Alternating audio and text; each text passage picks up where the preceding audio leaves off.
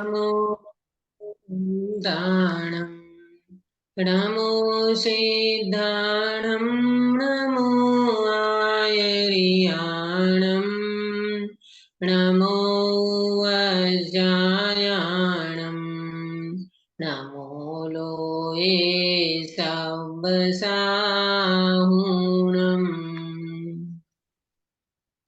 मंगलाचरण कौन करेगा? हाँ दीदी, હું કરું છું। મંગલમય મંગલકરણ વીતરાગ વિઘ્ના નમો તાહિ જાતે ભય અરહંતાદિમા કરી મંગલ કરી હો ગ્રંથ કરણ કો કાજ जाते मिले समाज सब भावे निज पद भावे निज पद राज। बहुत सुंदर मंगलाचरण आपने किया। सुबह मंगल प्रभात की मंगल बेला है और हम मोक्ष मार्ग प्रकाशक नामक शास्त्र जो टोडरमल जी साहेब की मंगल रचना है, अकृत्रिम रचना, जैसे नेचुरल इन्होंने अपने भाव व्यक्त किए हैं, ऐसे मोक्ष मार्ग प्रकाशक जी शास्त्र अपने आप में ऐसा प्रकाश करने वाला शास्त्र है। जो व्यक्ति अगर इन शास्त्र को आद्योपांत पढ़ करके इसका थोड़ा सा भी अप्लाई अपने जीवन में करे तो उनका ग्रहित मिथ्यात्व और अग्रहित मिथ्यात्व भी जा सकता है, माने टल जाएगा। इस प्रकार की चर्चा, बहुत क्रमबद्ध और सुव्यवस्थित चर्चा पंडित साहब ने की है। इसकी चर्चा करते हुए मंगलाचरण का चैप्टर पूरा हुआ और उसके बाद ये मोक्ष मार्ग प्रकाशक नाम का जो शास्त्र है ये कैसे प्रमाणिक है, इसके लिए हमने कल जो चर्चा शुरू की है कि ग्रंथ की प्रामाणिकता और आगम परंपरा क्या है। ये ग्रंथ की प्रामाणिकता, हम मोक्ष मार्ग प्रकाशक नामक ग्रंथ को प्रामाणिक कैसे कह सकते हैं? तो आगम की परंपरा किस प्रकार से रही और कैसी होती है आगम की परंपरा, जिस परंपरा में ये मोक्ष मार्ग प्रकाशक नामक शास्त्र भी इस परंपरा के अंतर्गत है, ऐसी चर्चा कल हमने जो उठाई थी उसको आगे लेते हुए अक्षर की चर्चा की है। उसके बाद पद शास्त्र वगैरह किस प्रकार से होते हैं उसकी चर्चा की। अब इसके बाद आगम प्रमाण की बात करते हुए ऐसे बताया कि जैसे मोती होते हैं तो मोती बहुत सुंदर मोतियों की माला बनाना हो तो थोड़े थोड़े मोती ग्रहण करके उसकी सुंदर माला बनती है, उसके गहने बनते हैं। इसी प्रकार ये जो पद हैं वो भी स्वयं सिद्ध हैं, अक्षर है वो अनादि निधन है। तो थोड़े थोड़े पदों को, थोड़े थोड़े पदों को, बहुत पदों को गूंथ करके ये जो ग्रंथ बनाया गया है। और टोडरमल जी साहब ने अपनी लघुता कैसी व्यक्त की है कि मेरी बुद्धि अनुसार, है ना, मेरी बुद्धि अनुसार ये मैं ग्रंथ बनाता हूँ, परंतु विश्वास क्या दिलाया? विश्वास ये दिलाया कि मैं कल्पित झूठे अर्थ की बात नहीं करूंगा, इसलिए इस ग्रंथ को आप प्रमाणिक मानना। तो उसके बाद प्रश्न ये चला कि उन पदों की परंपरा ये ग्रंथ पर्यंत कैसे आई, है ना, ये पदों की परंपरा जो चली वो इस ग्रंथ तक कैसे आई और ये ग्रंथ कैसे प्रामाणिक माना जाएगा, इसकी चर्चा में आज अपन जो चार्ट है मैंने आपको भेजा है, उस चार्ट के माध्यम से आज अपन परंपरा को देखेंगे। जब ये ग्रंथ की प्रामाणिकता हमें सिद्ध करना है तो पहले अपने को ये प्रामाणिकता, इनकी परंपरा देखना होगी। आप चार्ट निकाल लीजिए, इसके माध्यम से अपन आज चर्चा करेंगे। तो ये चार्ट के माध्यम से पूरी ये जो 3 पैरा है वो 3 पैराग्राफ इसमें पूरा हो जाएगा। आप ध्यान से चार्ट को सुनना। देखो, मिला सभी को चार्ट? हाँ दीदी। हाँ, ठीक है ना। देखो, भरत क्षेत्र में अवसर पिणी काल में 24 तीर्थंकर हुए, बराबर। देखो, 3 लोक में 3 लोक हैं, 3 लोक में मध्य लोक है, मध्य लोक में बुंद बराबर जम्बू द्वीप है और उस जम्बू द्वीप में बुंद बराबर भरत क्षेत्र है। और उस भरत क्षेत्र में ये अवसर्पिणी काल चल रहा है। बराबर, सभी को समझ में आया? थोड़ी सी भूगोल की माहिती। 3 लोक हैं, 3 लोक में मध्य लोक है, मध्य लोक में बुंद बराबर जम्बू द्वीप है, और उस जम्बू द्वीप में ये बुंद बराबर भरत क्षेत्र है, और भरत क्षेत्र में अभी जो काल चल रहा है ये अवसर्पिणी काल है। तो इन अवसर्पिणी काल में कितने तीर्थंकर हुए? तो 24 तीर्थंकर हुए। बराबर। अब ध्यान से सुनना, ये परंपरा अपनी कैसे चलती है। तो इसमें ये बताया, ये जो 24 तीर्थंकर हुए, उन 24 तीर्थंकरों के निमित्त पाकर के गौतम गणधर हुए। देखो, हर कोई तीर्थंकर के गणधर होते हैं, है ना। जैसे ऋषभ देव भगवान के 84 गणधर थे, महावीर भगवान के कितने गणधर थे काश्मीरा बेन? 11 दीदी, 11। 11 गणधर थे। बराबर। तो ये 11वां गणधर जो होते हैं वो हर तीर्थंकर के गणधर होते हैं, और गणधर जो होते हैं ना वो उत्कृष्ट पात्र माने जाते हैं। भगवान की वाणी को झेलने के अगर उत्तम पात्र हो तो वो गणधर होते हैं, और वो गणधर भगवान अंतर्मुहूर्त के अंदर अपने ज्ञान में द्वादशांग की रचना कर लेते हैं। तो क्या हुआ, भरत क्षेत्र में 24 तीर्थंकर हैं, उन 24 तीर्थंकर में वर्धमान नाम के अंतिम तीर्थंकर हुए, और वो केवल ज्ञान के विराजमान होने के माने केवल ज्ञान उनको हो जाने के बाद भगवान की दिव्य ध्वनि खिरी, और दिव्य ध्वनि का उपदेश सबसे पहले गौतम गणधर ने झेला, और उन्होंने ग्रंथ प्रकीर्ण की रचना की, यानी द्वादशांग की रचना की। बराबर, यहाँ तक समझ में आया? अब ये गणधर, हाँ प्रश्न है? हाँ, तो गौतम स्वामी ने द्वादशांग की रचना की। तो ये 3 केवली अनुबद्ध केवली कहे जाते हैं। 3 केवली कंटिन्यू हुए। कौन से 3 केवली? यहाँ नाम लिखे हैं, गौतम स्वामी, सुधर्मा स्वामी और जम्बू स्वामी। जैसे महावीर भगवान अभी अपना दीपावली आएगी ना, निर्वाण भगवान का निर्वाण महोत्सव मनाएंगे, वीर भगवान का, महावीर भगवान का। तो जैसे महावीर भगवान मोक्ष पधारे और गौतम स्वामी को क्या हुआ गिरीश भाई? केवल ज्ञान, केवल ज्ञान हुआ। तो बराबर, अब गौतम स्वामी को केवल ज्ञान हुआ। अब देखना ये 3 केवली कंटिन्यू कैसे हुए। जैसे गौतम स्वामी को केवल ज्ञान होने के बाद गौतम स्वामी मोक्ष पधारे तो सुधर्मा स्वामी को केवल ज्ञान हुआ, सुधर्मा स्वामी मोक्ष पधारे तो जम्बू स्वामी को केवल ज्ञान हुआ। माने इसके बीच में गैप नहीं रहा। इनको कहते हैं अनुबद्ध केवली। क्या नाम दिया सुनीता जी? अनुबद्ध केवली। अनुबद्ध, जैसे अपन क्रमबद्ध कहते हैं ना, इसी तरह अनुबद्ध केवली, एक के बाद एक कंटिन्यू जो केवली बनते हैं उनको अनुबद्ध केवली कहते हैं। बराबर। तो इस प्रकार से गौतम स्वामी के बाद सुधर्मा स्वामी और उसके बाद जम्बू स्वामी। तत्पश्चात क्या हुआ, उसके बाद काल दोष से केवल ज्ञानी होने का तो अभाव हुआ। किसके बाद अंकित बेटा, किसके बाद केवल ज्ञान अभाव हुआ? केवल ज्ञान का जम्बू स्वामी के बाद। हाँ, जम्बू स्वामी के बाद कोई केवली नहीं रहे। बहुत समय ऐसा निकला कि केवल ज्ञान का अभाव हो गया। बहुत समय क्या, अभी भी देखो ना, कोई केवली है ही नहीं अपने सामने, तो केवल ज्ञान का अभाव रहा। परंतु द्वादशांग के पाठी हुए। बराबर, द्वादशांग के पाठी हुए तो क्या कहते हैं, देखो कुछ काल तक द्वादशांग के पाठी श्रुत केवली रहे। द्वादशांग के पाठी को श्रुत केवली कहते हैं। तो उसके बाद द्वादशांग के पाठी श्रुत केवली अंतिम 5 हुए। हाँ, चार्ट में ध्यान देना, 5 हुए। कौन से नाम है अक्षा बेटा? 5 के नाम पढ़ोगे? नंदी मिश्र नहीं, मित्र। नंदी मित्र, हाँ। नंदी मित्र, गोवर्धन, विश्वनंदी और भद्रबाहु।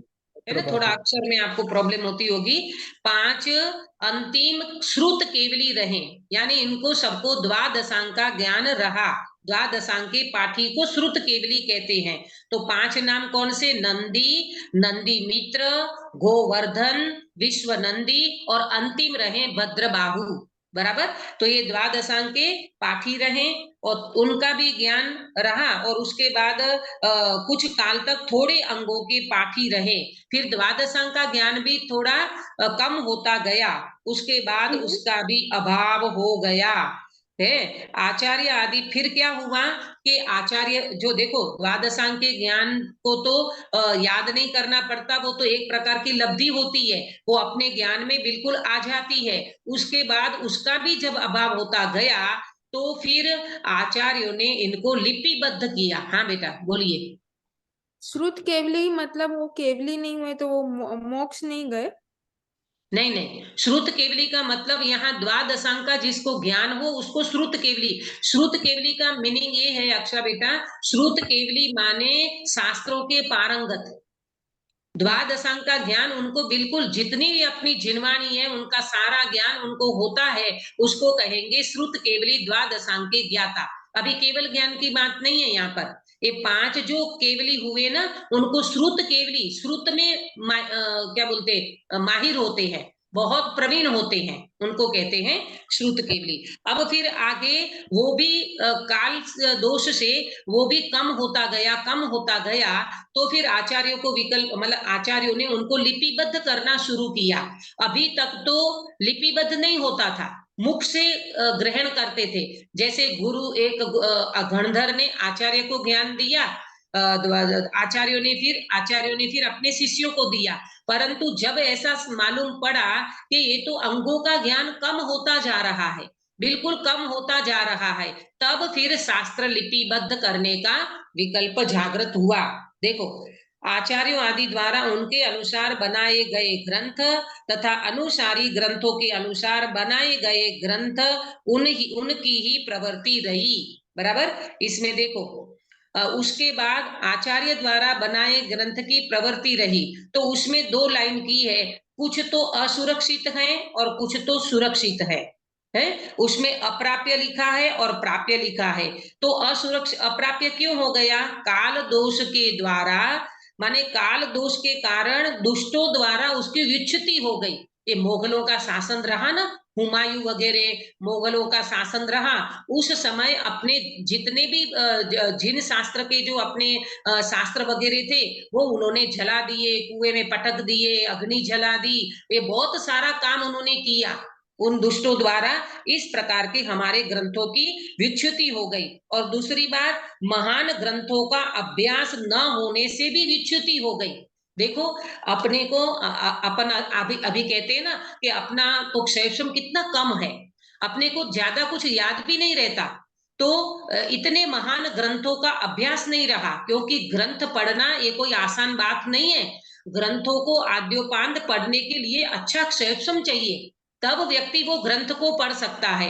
तो उस समय कहते हैं कि महान ग्रंथों का अभ्यास नहीं रहा, इसलिए भी विच्युति हो गई, माने वो नाश को प्राप्त हो गए और काल दोष से दुष्टों द्वारा जलाया गया, कुएं में पटक दिया, आग लगा दी, बहुत कुछ किया, तो उसके कारण भी वो ग्रंथ असुरक्षित हो गए, है ना। और बाद में जो सुरक्षित रहे, इस साइड देखना, जो सुरक्षित ग्रंथ रहे जिसमें हमारी बुद्धि चलती हो, है ना, जिसमें हमारी बुद्धि चलती हो, वो ग्रंथ सुरक्षित रह गए। और बुद्धि की मंदता के कारण अब कहते हैं प्राप्य ग्रंथों में भी हमको अभी वर्तमान में हमारी बुद्धि की मंदता है, इसलिए भी हम ग्रंथ को प्रॉपर नहीं पढ़ते, और प्रमाद के कारण अभ्यास नहीं है। ये प्रमाद के कारण, शिथिलता के कारण आज भी देखो ना, अपने को जैसे ये टेक्निकल साधन उपलब्ध होते गए ना, हर कोई व्यक्ति मोबाइल लेकर के बैठ जाएगा, पर उनको ये नहीं लगता कि मुझे 1 घंटे का समय मिला है तो मैं थोड़ी जिनवाणी पढूं, थोड़ा शास्त्र का अभ्यास करूं, ये नहीं विकल्प आता। लेकिन इस व्यक्ति को ये लगता है कि थोड़ा मोबाइल में देख लें, यहाँ क्या चल रहा है, वहां क्या चल रहा है, ये हमारा प्रमाद है, हमारी शिथिलता है। उसके कारण भी प्राप्य ग्रंथ होते हुए भी, अवेलेबल ग्रंथ होते हुए भी हम उनका लाभ नहीं ले पाते। आया ख्याल में सभी को? बराबर समझ में आ रहा है? हाँ दीदी हाँ। ठीक है। अब देखो प्राप्य ग्रंथ की अगर जो बात करें तो वर्तमान में ये जो धरसेन आचार्य, है ना, सतखंडागम की रचना करने का जिनको विकल्प आया, उनको एक अंग का कुछ ज्ञान था धरसेन आचार्य को। जो श्रुत पंचमी को इसकी कहानी सुनते हैं, उसमें धरसेन आचार्य जी को जो विकल्प आया था और उसके निमित्त से जो सतखंडागम की रचना हुई, इनमें ये जो है धवला, महाधवला और जय धवला, ये क्या है? धवला, जय धवला और महाधवला, ये क्या है? आगे देखना इसी चार्ट में सतखंडागम, ये जो सतखंडागम की रचना हुई ना, तो ये सतखंडागम कौन से हैं? 6 खंड कौन से हैं? तो देखो इसमें लिखा है जीवठान, खुदाबंद, वेयणा खंड, वग्गणा खंड, बंद सामित और महाबंध। अपने को तो नाम लेने में भी भारी पड़ता है ना। लेकिन ये सतखंडागम की रचना जब पुष्पदंत और भूतबली, ये 2 पात्र शिष्यों को उन्होंने चुना, और उसके बाद 5 खंड, ये जो 6 खंड हैं, उसमें 5 खंड की रचना वीरसेन आचार्य ने की है। किसने की है प्रेमलता जी?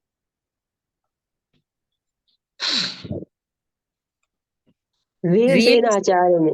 वीरसेन आचार्य ने ये 5 खंड की रचना की। इसके 16 भाग हैं और इसका नाम है धवला। ये 5 खंड का नाम क्या है? धवला। ये धवला, जय धवला और महाधवला, ये क्या है इसको समझ रहे हैं बराबर। और उसके बाद ये जो 6वां खंड है ना, महाबंध, देखो इस साइड लिखा है 6वां महाबंध, इसके नीचे एरो किया है। यह स्वयं अपने आप में महान ग्रंथ होने से उनकी टीका नहीं हुई है, परंतु इनके 7 भाग हैं। कितने भाग हैं? 7 भाग हैं, और इसका नाम है महाधवला बराबर। फिर जय धवला, ये जय धवला क्या है? एक कसाई पाहुड़ की टीका है और गुणभद्र आचार्य ने इसकी टीका लिखी है। ये नाम मैं इसमें लिखना भूल गई हूँ, आप नोट कर लेना। गुणभद्र आचार्य ने इसकी टीका लिखी है। तो कितने हो गए? 16 भाग इसके, 16 इसके और 7 इसके। गिरीश भाई कितने हुए? 32 में 7 हो 39 39 ग्रंथ हैं। अब देखो, जब टोडरमल जी साहब थे ना, तब उनको ये ग्रंथों के दर्शन भी नहीं हुए, मालूम। टोडरमल जी साहब ने अपनी टीम भेजी थी, लेकिन उस समय कहना चाहिए भट्टारकों का इतना जोर था, ये जो मूड बिद्री है ना, वहां पर ये ग्रंथ अभी भी विराजमान है, परंतु टोडरमल जी साहब को इनके दर्शन भी नहीं हुए। कहने का मतलब ये है, आज हम भाग्यशाली हैं, हमको 39 भाग आज अवेलेबल हैं अपने लाइब्रेरी में, और अपने को इनके मूल बिद्री में जो तालपत्र के ऊपर लिखे हुए हैं उनके दर्शन भी होते हैं। और अपने को ये सारे भाग अभी अवेलेबल हैं, और इनका जो बड़े बड़े विद्वान हैं, जैसे हमारी कल्पना दीदी हैं, हमारे उज्ज्वला जी हैं, ये सब हमको इनका अभ्यास भी कराते हैं, है ना। तो ये सारे धवला, जय धवला और महाधवला की इनकी बात की। दक्षिण में गोमट स्वामी के निकट मूडबिद्री नगर है ना, आपके बेंगलोर के उस साइड। वो उनके ये जो है ना, वो देखा है हम लोग, मूडबिद्री गए थे ना, तब हाँ, हम आए थे तालपत्र के ऊपर, हाँ, तालपत्र के ऊपर लिखे हुए हैं, उनके दर्शन आज भी हैं। और धवला, जय धवला और महाधवला ये दर्शन मात्र ही हैं, अभी तो पाए जाते हैं। तो टोडरमल जी साहब के समय में बहुत दिक्कत थी, उस समय उनको ये ग्रंथ नहीं मिले थे, तथा कितने ही ग्रंथ अपनी बुद्धि द्वारा अभ्यास करने योग्य पाए जाते हैं, उनमें भी कुछ ग्रंथों का ही अभ्यास बनता है ना, क्योंकि अपनी इतनी बुद्धि नहीं है। निकृष्ट काल है, परंतु समझना उत्कृष्ट जैन मत का घटना तो हुआ, परंतु इस परंपरा अब भी जैन शास्त्रों में सत्य अर्थ का प्रकाशन करने वाले पदों का सद्भाव प्रवर्तमान है। माने कहने का मतलब ये है कि आज भी अपने को मंद बुद्धि होने पर भी अपने को ये ग्रंथ भी अवेलेबल हैं, और इनका अपन अभ्यास भी कर सकते हैं। तो इस तरह से ये परंपरा चली हुई है, और इन परंपरा में ये मोक्ष मार्ग प्रकाशक भी एक महान ग्रंथ है, जो टोडरमल जी साहब ने अपनी इन परंपराओं के अंतर्गत ही इनको लिखा है। तो इस तरह से ये पूरी चार्ट की बात ये 3 पैरों में आ गई। अब टोडरमल जी साहब अपनी बात करके हेडिंग डाला है, उसकी चर्चा अपन करेंगे। किसी को कुछ प्रश्न है? दीदी, जय धवला के भी 16 भाग बताए ना? हाँ, धवला के 16, जय धवला के 16 और 7 बाघ महाबंद के महाधवला के, है ना? तो इसी तरह से 39 बनेंगे। और ये जो नीचे ये कुछ सुरक्षित है, उसमें जिसमें हमारी बुद्धि नहीं चलती, उसी में नीचे ये बुद्धि के मंदता के कारण और प्रमाद के कारण लेना है।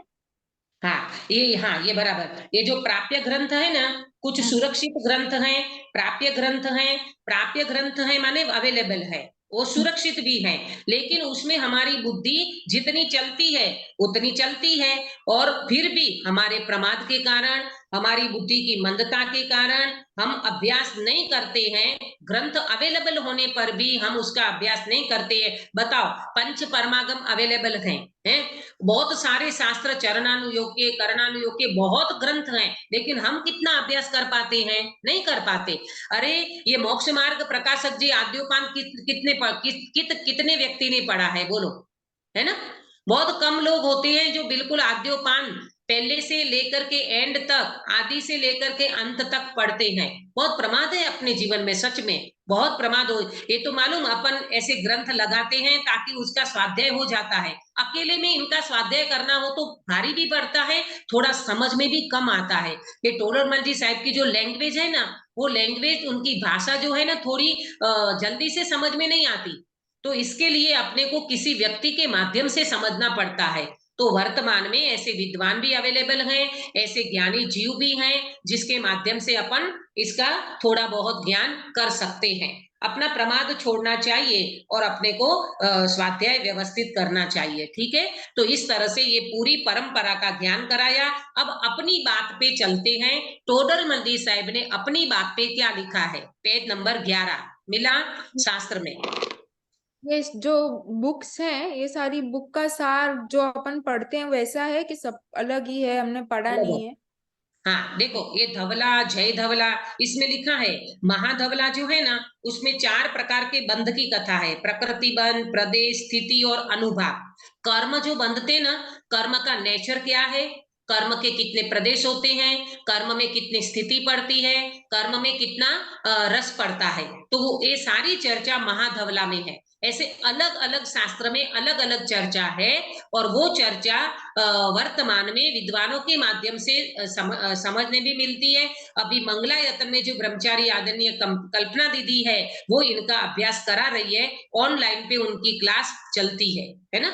ये इसमें बहुत मास्टर व्यक्ति चाहिए कि जो इनका अभ्यास प्रॉपर कर चुके हों। अपन तो ये मोक्ष मार्ग प्रकाशक जी को भी अच्छे से पढ़ लेना बहुत बड़ी बात है अपने लिए, है ना? क्यों? क्योंकि अपनी इतनी बुद्धि नहीं चलती है, इतना रस रुचि भी कम है जीव को, और दूसरी बात, प्रयोजन भूत ज्ञान, प्रयोजन भूत तत्व में उपयोग लगाना चाहिए। और फिर समय हो तो फिर ये बड़े बड़े शास्त्र भी पढ़ो तो कोई बात नहीं, पहले अपना तत्व निर्णय और उसका अनुभव, पहले आत्मा का अनुभव कर लेना चाहिए, फिर समय बचे तो ये सब कुछ करो तो कोई दिक्कत नहीं है। ठीक है, ये सब बात अपनी परंपरा की हुई। अब टोडरमल जी साहब अपनी बात में क्या कहते हैं, देखो 11 नंबर का पेज है शास्त्र में। हमने इस काल में यहाँ अब मनुष्य पर्याय प्राप्त की। कौन कह रहे हैं? टोडरमल जी साहब कह रहे हैं, हमने इस काल में, ये काल कैसा है? निकृष्ट काल है ना। 144 कल्प काल बीतने बाद ये निकृष्ट हुंडा अवसर पिणी काल आया है। ऐसे काल में हमने मनुष्य पर्याय प्राप्त की। इसमें हमारे पूर्व संस्कार से व भले होनहार से जैन शास्त्रों के अभ्यास करने का उद्यम हुआ। 2 चीज, पूर्व के संस्कार और भली होनहार। संस्कार होते हैं ना, पूर्व का संस्कार लेकर के भी जीव आता है, जैसे गुरुदेव श्री आए, है ना, कृपाणु देव आए, ये सब जीव पूर्व के संस्कार लेके आते हैं, हम भी लेकर के आते हैं। परंतु जो जीव इन संस्कारों से जागृत हो जाता है, उस जीव को ये पूर्व के संस्कार एक कहना चाहिए कि उनको योगदान मिलता है उनसे, कि पूर्व के संस्कार के कारण पूर्व में उस जीव ने कोई ऐसी साधना की होगी, कोई ऐसी आराधना की होगी, जिसके कारण वर्तमान में उस जीव का योग्यता खिली। ये होनहार को कहते हैं भवितव्य। भवितव्य कहो, होनहार कहो, उन जीव की योग्यता कहो। तो टोडरमल जी साहब की 2 चीज रही, पूर्व का संस्कार लेके आया हुआ जीव और वर्तमान में उसकी भली होनहार थी। अब देखो, टोडरमल जी साहिब ने जहां जन्म लिया ना, वहां तो उनके माता पिता क्रियाकांडी थे।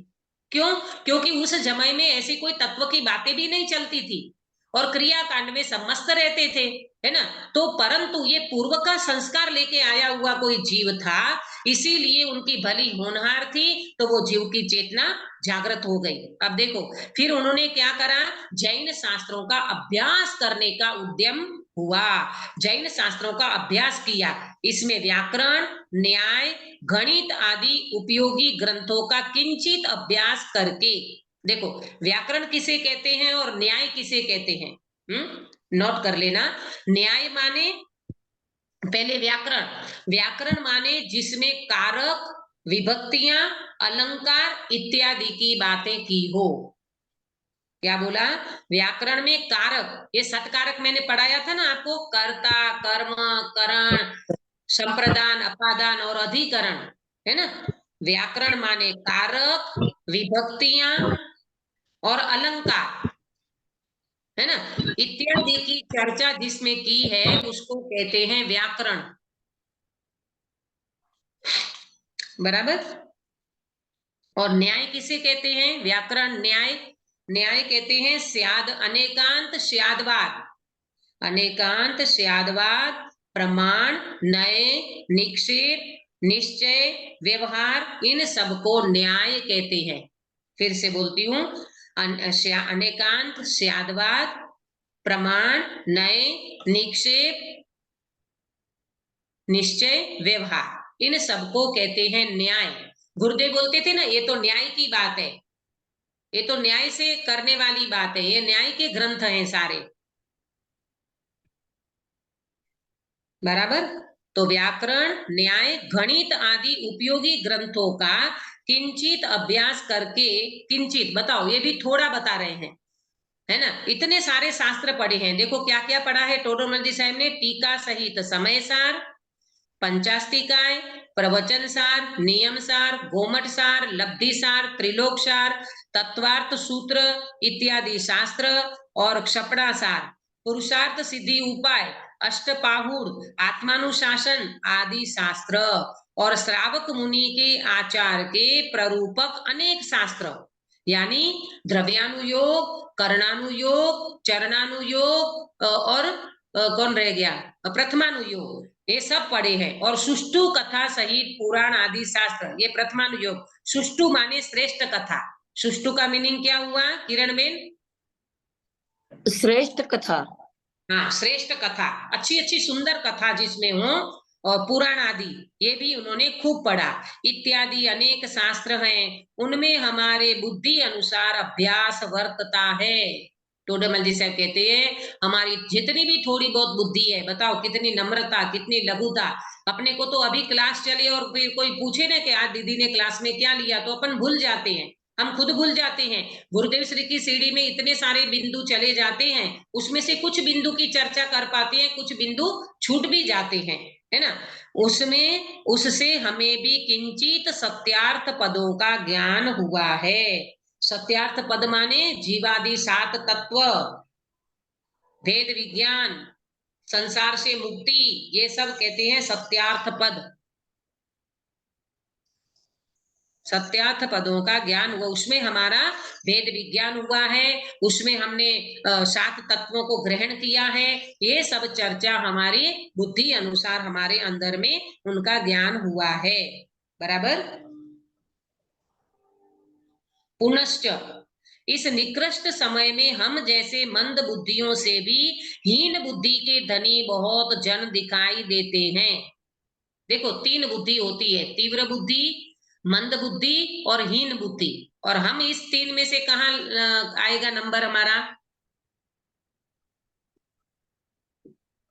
तीव्र बुद्धि है हमारी, बुद्धि है, बुद्धि है कि हीन बुद्धि है? क्लासिफिकेशन जिसको करना है वो करे। मंद बुद्धि सही बात है। सब अपना अपना ऑब्जर्वेशन करें कि हमारी बुद्धि कैसी चल रही है। देखो टोडरमल जी साहब ने तो अपनी लघुता प्रकट कर दी। क्या लघुता प्रकट करी कि इस निकृष्ट समय में हम जैसे मंद बुद्धि, अपने को वो मंद बुद्धि कह रहे हैं और मंद बुद्धि से भी हीन बुद्धि के धनी भी दिखाई दे रहे हैं उनको। तो कहते हैं ऐसे हीन बुद्धि के धनी बहुत जन दिखाई देते हैं।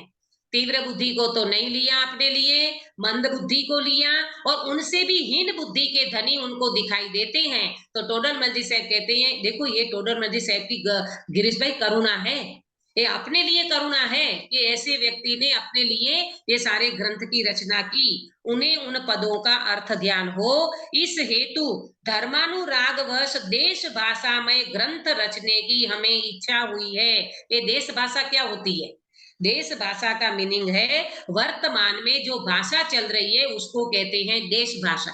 नोट कर लेना, देश भाषा का मीनिंग क्या हुआ? वर्तमान में जो भाषा चल रही है उसको कहते हैं देश भाषा। जैसे जैसे उस समय में संस्कृत और प्राकृत चलती थी, फिर टोडरमल जी के समय में ढूंढारी भाषा चलती थी, ब्रज भाषा चलती थी और अभी अपनी हिंदी भाषा चलती है, अपन गुजराती है तो गुजराती भाषा चलती है। इसको कहते हैं देश भाषा। बराबर। तो देश भाषा में क्या कहा इन्होंने कि अर्थ सहित हिंदी पदों का प्रकाशन, देश भाषा में ग्रंथ रचने की हमें इच्छा हुई है, इसलिए हम यह ग्रंथ बना रहे हैं। उनको ऐसा विकल्प आया और ये ग्रंथ रचने की भावना बनी। इसमें भी अर्थ सहित उन्हीं पदों का प्रकाशन होता है देश भाषा में। इतना तो विशेष है कि जिस प्रकार प्राकृत संस्कृत शास्त्रों में प्राकृत संस्कृत पद लिखे जाते हैं, उसी प्रकार यहाँ अपभ्रंश सहित अथवा यथार्थता सहित देश भाषा रूप पद लिखते हैं, परंतु अर्थ में व्यभिचार कुछ नहीं है। इसको समझो कि अपभ्रंश माने क्या है ना? अपभ्रंश माने बिगड़ा हुआ रूप। अपभ्रंश का मीनिंग बिगड़ा हुआ रूप। मैं बताऊं, एक दो बात बताऊं मैं आपको कि अपभ्रंश का बिगड़ा हुआ रूप कैसा होता है। देखो, जैसे अपन बोलते ना હોલમાં ગ્લાસ પડ્યો છે, गुजराती में बोलती हूँ हॉलમાં। तो हॉल शब्द हिंदी इंग्लिश है, हिंदी है कि गुजराती है? हॉल माने क्या? हॉलમાં ग्लास પડ્યો છે। बोलो गिरीश भाई, हॉल माने? हॉल इंग्लिश शब्द है कि गुजराती शब्द है कि हिंदी शब्द है? हॉल इंग्लिश शब्द है ना। हॉल हॉल इंग्लिश शब्द है और उसमें हमने मां लगा दिया। हॉलમાં ग्लास પડ્યો છે, ये बिगड़ी हुई भाषा, ये अपभ्रंश, इसको कहेंगे अपभ्रंश। ये बिगड़ी हुई भाषा है ना। जैसे अपन कहते हैं ना स्कूल में गयो छे, छोकरो स्कूल में गयो छे, तो स्कूल कौन सा शब्द है सुनीता जी? इंग्लिश शब्द है। और स्कूल में गयो छे तो हमने वहां गुजराती का वो लगा दिया, तो इसको कहेंगे अपभ्रंश भाषा। तो ऐसे अपभ्रंश सहित अथवा यथार्थता सहित माने प्रॉपर उनका वो अर्थ निकलता है। ऐसे देश भाषा रूप पद लिखते हैं, अपनी अपनी भाषा में उनको लिखते हैं, परंतु अर्थ में व्यभिचार कुछ नहीं है। व्यभिचार माने मिलावट, व्यभिचार माने मिलावट, उसमें कोई मिलावट नहीं है। बिल्कुल प्रॉपर जैसा परंपरा सर्वज्ञ से लेकर गणधरों से लेकर आचार्यों से लेकर जो परंपरा चली आ रही है, उस परंपरा से हमने ये बात की है। इसमें जरा सी भी कोई मिलावट नहीं है। ये टोडरमल जी साहब अपनी तरफ से अपनी बात को रखी है। आपको समझ में आया? टोडरमल जी साहब की ये अपनी बात पढ़ करके आपको समझ में आया कितने सारे ग्रंथों का स्वाध्याय? काश्मीरा बेन, एक इसमें से कितने ग्रंथों का स्वाध्याय अपना हुआ है बताओ? ख्याल में आ रहा है? बहुत बहुत कम ग्रंथों का स्वाध्याय। ये तो नाम भी अपन पहली बार सुनते होंगे, है ना। लब्धि सार, क्षपणा सार, गोमट सार, ये सारे नाम भी कई व्यक्तियों ने नहीं सुने होंगे। और टोडरमल जी साहब ने इनके सारे का अभ्यास भी किया, इनके ऊपर सम्यक ज्ञान चंद्रिका टीकाएं लिखी और अपने जीवन में ये महान ग्रंथ मोक्ष मार्ग प्रकाशक जी जैसा शास्त्र भी लिख करके चले गए। इस प्रकार इस ग्रंथ पर्यंत उन सत्यार्थ पदों की परंपरा प्रवर्तती है। ऐसे ये सारी परंपरा चलती है। बराबर। अभी 5 मिनट का समय है, कुछ प्रश्न है? हाँ दीदी, प्रश्न ये है कि आप बोल रहे हैं अभी रात है, तो अभी रात है, आपके यहाँ रात है, ये अभी इन्होंने पहले भले ये बोला है कि मैंने मेरी बुद्धि अनुसार ग्रंथ लिखा है, और हाँ फिर बोला कि कोई मिलावट नहीं है, पर उनकी बुद्धि तो उनका अनुसार है ना, तो आपकी हाँ बुद्धि तो आपका अनुसार, तो मिलावट तो हुई ना। हाँ, आपको ये प्रश्न है आपका कि पंडित साहब ने तो ये कहा है ना कि मैं अपनी बुद्धि अनुसार ग्रंथ लिखता हूँ, तो बुद्धि तो आखिर शेषम तो व्यक्ति का उतना ही रहता है ना। बेटा ये बात तो बिल्कुल सही है, परंतु जितना क्षयोपशम उनका है उतने क्षयोपशम में उन्होंने परंपरा को तोड़ के कुछ नहीं किया है। ये वादा करते हैं वो कि भाई ये परंपरा के अनुसार ही मैंने अपनी बुद्धि के लेवल पे मैंने ये ग्रंथ को रचा है, मैंने अपने मन से कुछ नहीं किया है। इसका मतलब मैंने अपने मन से कुछ नहीं किया है। अब आपका जो प्रश्न है ना अक्षा, इनका जवाब अभी मिलेगा। अभी अभी का जो चैप्टर अपन पढ़ने वाले हैं ना उसमें इनका अपने को आंसर मिलेगा। इसके बाद जो बाद का जो पैरा आएगा उसमें भी आपके प्रश्न का आंसर मिलेगा। देखो, असत्य पद रचना प्रतिषेध। असत्य पद माने झूठे पद, झूठे पद रचने का निषेध, ऐसा हेडिंग डाला है और इसमें चर्चा को आगे बढ़ाया है।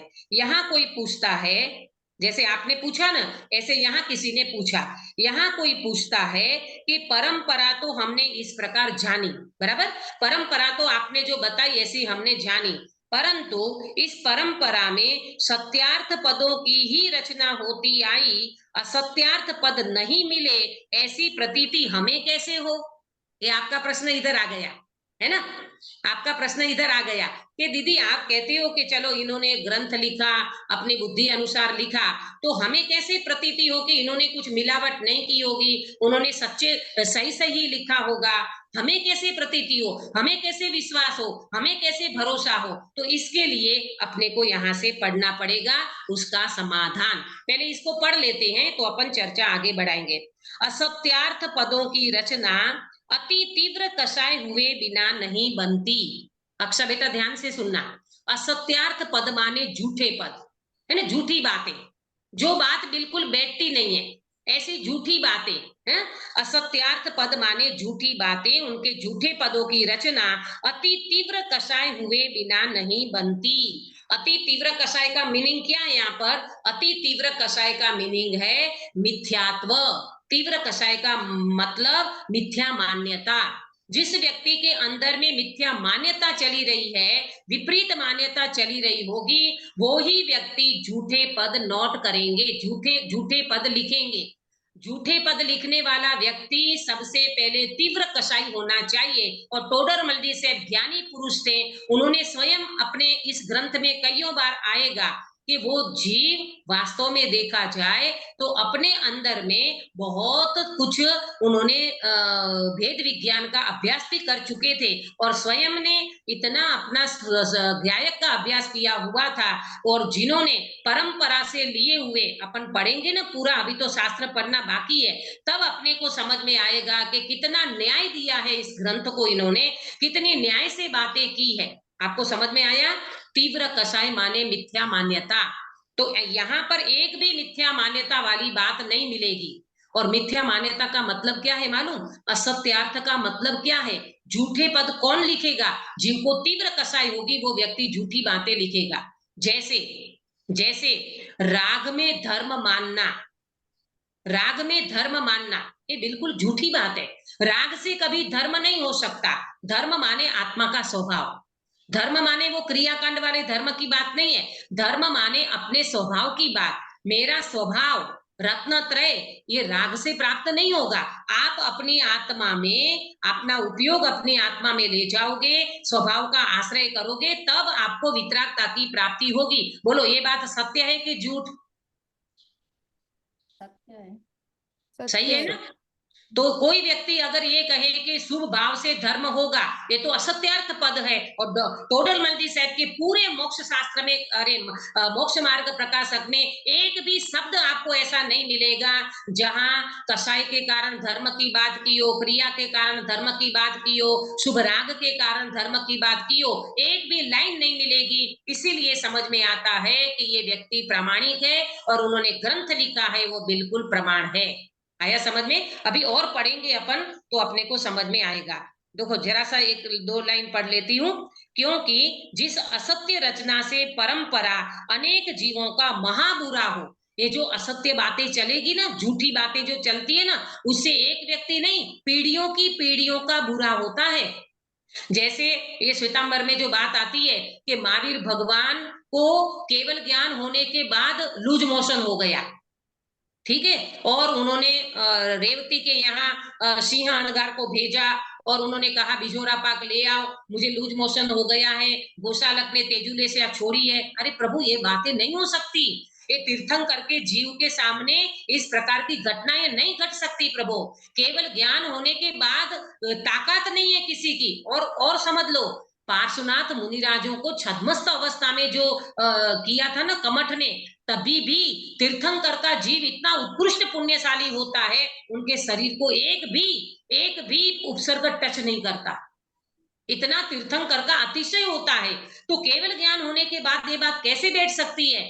केवली को कवल आहार कैसे बैठ सकता है कि केवली भगवान अपने जैसे आहार को ग्रहण करते हैं? अरे प्रभु, जिसका मोहनीय कर्म खत्म हो गया, अब इच्छाएं उत्पन्न नहीं हो रही है, अब उस जीव को कोई आहार संज्ञा नहीं है, संज्ञा तो 6वें गुणस्थान तक होती है और वो 13वें गुणस्थान के धनी है। ये कहीं से भी बात मेल नहीं बैठती है, मेल नहीं खाता इन बातों का, उसको कहेंगे असत्यार्थ पद। लेकिन टोडरमल जी साहिब ने 5वें अधिकार में ये सारों की समीक्षा की है।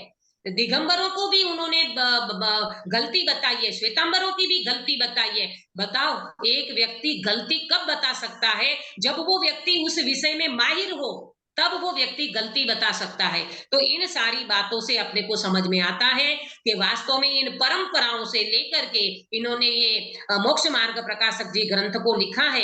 इन्होंने ये बताया कि जीव का महाबुरा होगा असत्य रचना से, और स्वयं को ऐसी महाहिंसा के फल में कहाँ जाना पड़ेगा? नरक निगोद में गमन करना पड़े। ऐसा महाविपरीत कार्य तो क्रोध मान माया लोभ अत्यंत तीव्र होने पर ही होता है, किंतु जैन धर्म में तो ऐसा कषायवान होता नहीं है।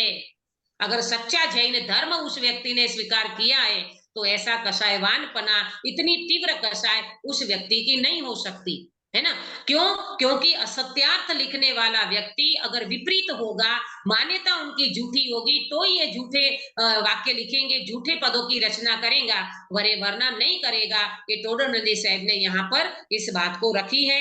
अगर आगे और भी बात इन्होंने फिर से क्या बोलते हैं, जो अपनी परंपरा है, उन परंपराओं में कैसे तीर्थंकर भगवान, कैसे गणधर आचार्य, उनका जीवन कैसा रहता है, उनकी कैसी कषाएं गली हुई रहती है, और वो मंद कषाय में और कषाय के अभाव वाला अपना त्रिकाली ध्रुव भगवान आत्मा उनका वेदन करते हुए उन जीवों ने भी कैसे ये ग्रंथों को प्रामाणिकपने से लिखा है, उसकी चर्चा अपन कल करेंगे। अभी का समय हो चुका है, इसलिए मैं विराम लेती हूँ।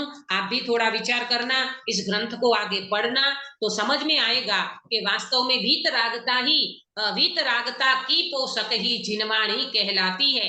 राग द्वेष का जहां आदर हो, राग द्वेष की जहां गुंजाइश हो, वो वास्तव में जिन शास्त्र नहीं है। ऐसी चर्चा ये टोडरमल जी साहब ने अपने शब्दों में लिखी है। अपने को मध्यस्थ होकर के इन बातों को समझना होगा, और जैसा जैसा अपना क्षेपसम होगा, अपनी बुद्धि होगी, वैसा समझ में आएगा, योग्यता होगी तो जीव उस कार्य को कर लेगा। देखो, जैसे योग्यता से ही हर जीव कार्य करता है, भली होनहार होगी तो वो जीव इन बातों को समझ लेगा। जैसे टोडरमल जी साहब की भली होनहार थी तो उन्होंने मोक्ष मार्ग को साधा, ऐसे हम जीवों की भी भली होनहार योग्यता हो तो ये जीव जरूर इस मोक्ष मार्ग को प्राप्त कर सकता है। हम सब इन शास्त्रों का अवलोकन करते हुए अपनी चेतना को जागृत करें और मोक्ष मार्ग को प्रशस्त करें। इस मंगल भावना के साथ बात को विराम देती हूँ। निज निधि निज में बताई यह अनंत उपकार है, इसके लिए जिन वाणी माँ को वंदना 7 बार है, वंदना 7 बार है। सुनीता जी काय सर्ग कराइए। नमो अर्यंताणं, नमो सिद्धाणं, नमो आयर्याणं, नमो वज्रायणं, नमो लोहे सव्वसाहुणं, नमो आर्यन्ताणं नमो सिद्धाणं नमो आयर्याणं नमो वज्रायणं नमो लोये सव्वसाहुणं नमो आर्यन्ताणं नमो सिद्धाणं नमो आयर्याणं नमो वज्रायणं नमो लोये सव्वसाहुणं नमो आर्यन्ताणं नमो सिद्धाणं नमो आयर्याणं नमो वज्रायणं नमो लोये सव्वसाहुणं नमो आर्यन्ताणं नमो सिद्धाणं नमो आयर्याणं नमो वज्रायणं नमो लोये सव्वसाहुणं नमो आर्यन्ताणं नमो सिद्धाणं नमो आयर्याणं नमो वज्रायणं नमो लोये सव्वसाहुणं नमो आर्यन्ताणं नमो सिद्धाणं नमो आयर्याणं नमो वज्रायणं नमो लोये सव्वसाहुणं नमो आर्यन्ताणं नमो सिद्धाणं नमो आयर्याणं नमो वज्रायणं नमो लोये सव्वसाहुणं नमो आर्यन्ताणं नमो सिद्धाणं नमो आयर्याणं नमो वज्रायणं नमो लोये सव्वसाहुणं नमो आर्यन्ताणं। बोलो अंतर्मुख मुद्राधारी सर्व जिनेन्द्र भगवान की जय जय हो। हो।